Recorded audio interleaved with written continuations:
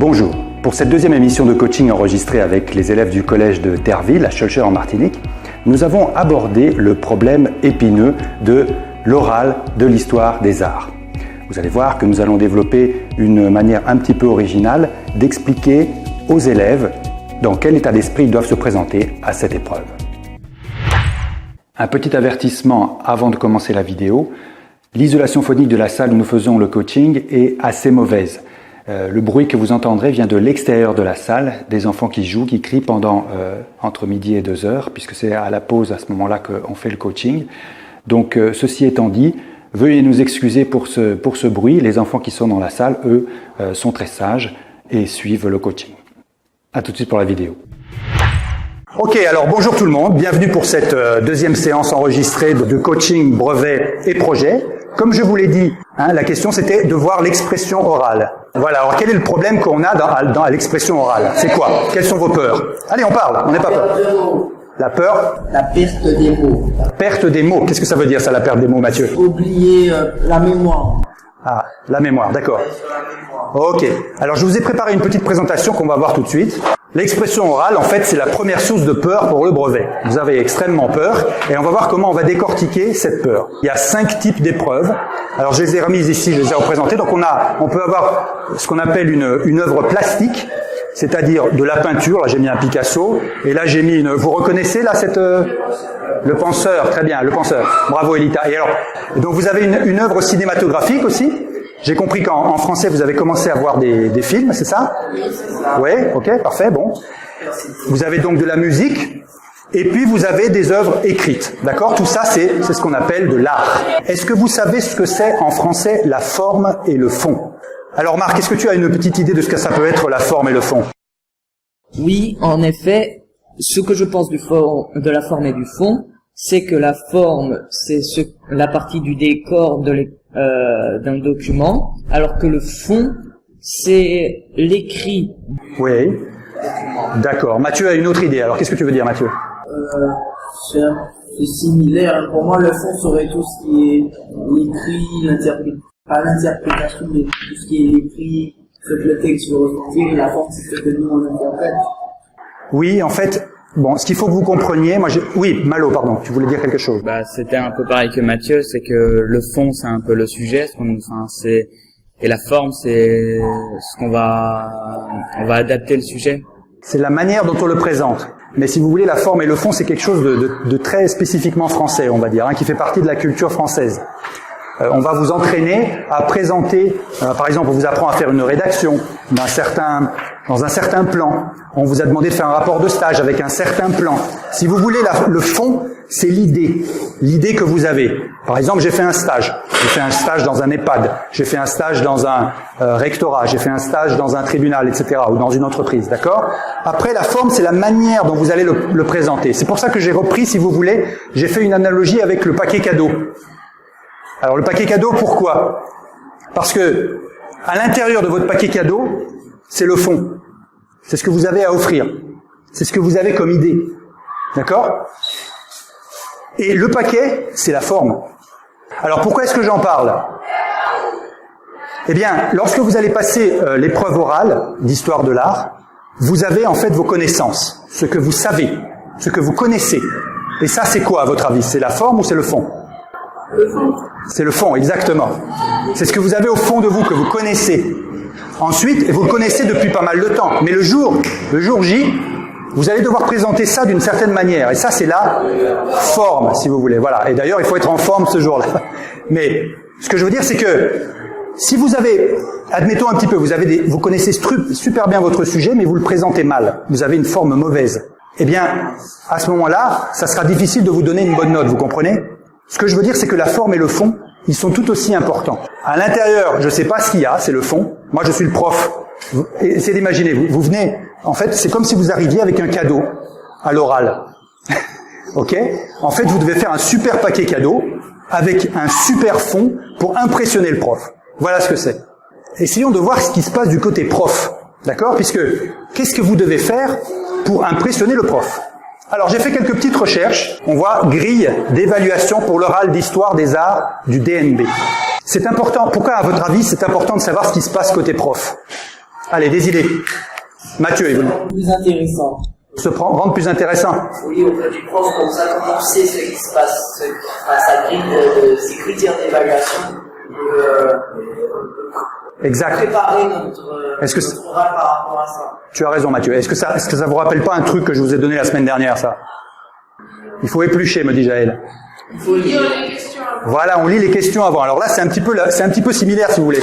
Il y a en fait 5 parties. On voit ici présenter, mais je vais vous en parler un petit peu, hein, vous inquiétez pas. Présenter, donc présenter le plus précisément possible. Bon, décrire. Interpréter. Alors interpréter quoi? Notre œuvre, vous vous rappelez, les 5 œuvres qu'on a vues juste au début. Exprimer ses sentiments. Et prestation orale, d'accord? Et regardez, le prof, c'est ultra simple ce qu'il va faire.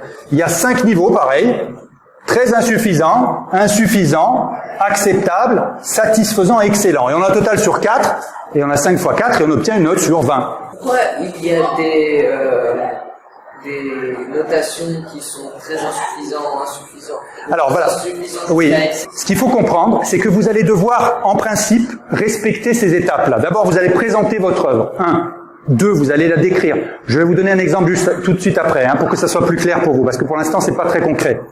3, interpréter. Et à chaque fois, le prof ou la professeure, il va voir si ce que vous avez fait, c'est très insuffisant, c'est-à-dire nul, quoi, hein, jusqu'à excellent. Rappelez-vous, ça vous avez l'habitude, hein, quand vous allez sur Internet, vous mettez des étoiles, 1 étoile, 5 étoiles, vous êtes allé sur Amazon, je sais pas quoi. Donc le professeur, il va simplement évaluer les différentes prestations et il va vous mettre des étoiles. Et au bout de 5 petites parties comme ça, bang, il va vous donner votre note sur 20.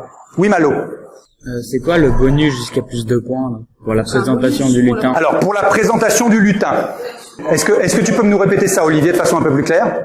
En fait, si le lutin est bien présenté, il est assez beau, Voilà, exact. Parce que d'après ce que j'ai compris, vous allez venir avec votre lutin, c'est-à-dire votre dossier avec des feuilles plastiques à l'intérieur, où vous aurez vos œuvres. Essayons de nous mettre dans la peau. Vous connaissez Maître Gims? Ouais. Bon, moi je connaissais pas vraiment, mais bon, il faut que je m'adapte. J'ai fait des recherches et il se trouve que Maître Gims, c'est un rappeur qui plaît aux adolescents de votre âge. Ok? Alors, essayez d'imaginer un petit peu. La situation est la suivante. C'est-à-dire, quand vous allez à votre examen d'oral, dans quel état d'esprit vous devez être? Est-ce que vous avez des idées? Confiant. Posé. Ok. Mais alors, comment est-ce qu'on peut se rappeler, vous vous rappelez là, juste avant, là, toute la liste, comment est-ce qu'on peut se rappeler de ça? Vous avez un ami. Alors, il peut être, je sais pas moi, il peut être américain, haïtien, chinois, enfin bon. Cet ami, ou cet ami IE, ne connaît pas du tout Maître Gims. Il vient vers vous et puis il vous dit, bon, mais c'est qui Maître Gims?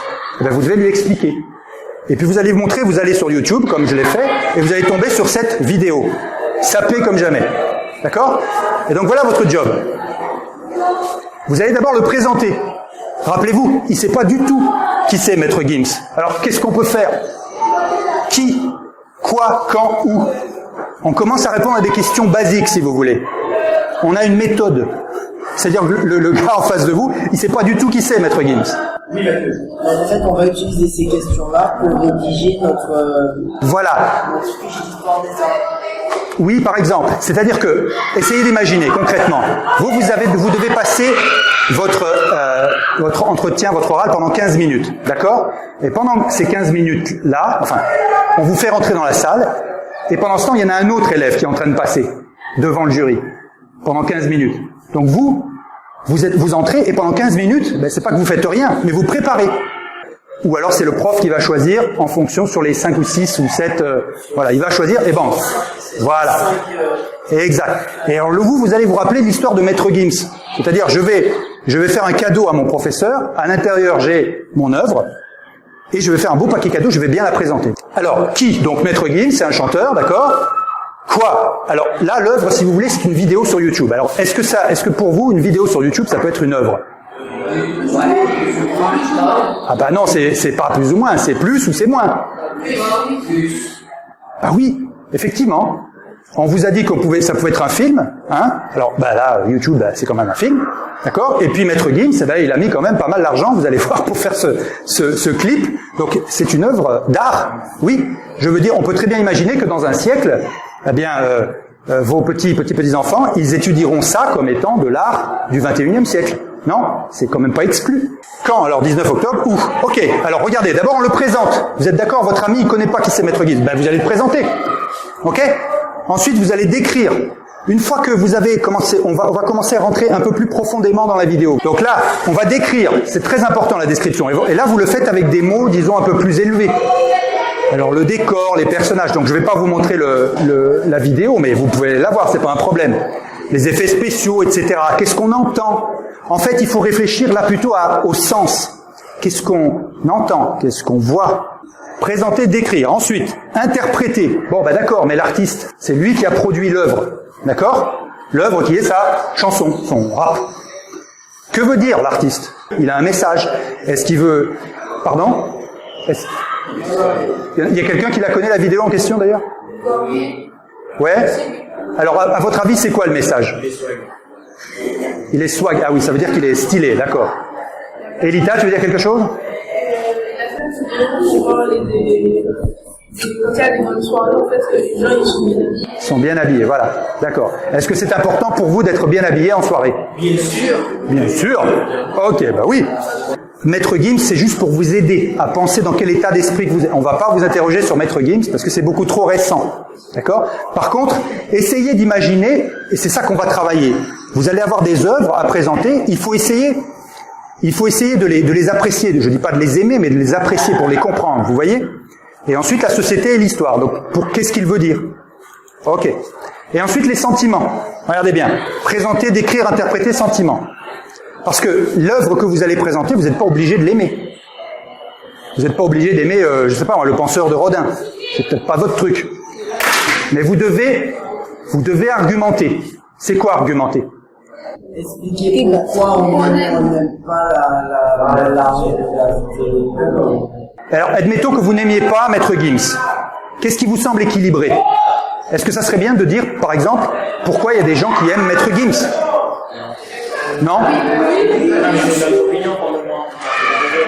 Oui, mais l'idée, c'est vrai, mais l'idée c'est que on va essayer de, rappelez-vous la grille avant.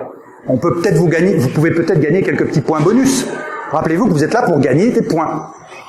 Si vous arrivez à présenter pourquoi, enfin l'autre partie, c'est-à-dire que bon ben moi j'adore Maître Gims, mais il y en a qui n'aiment pas pourquoi.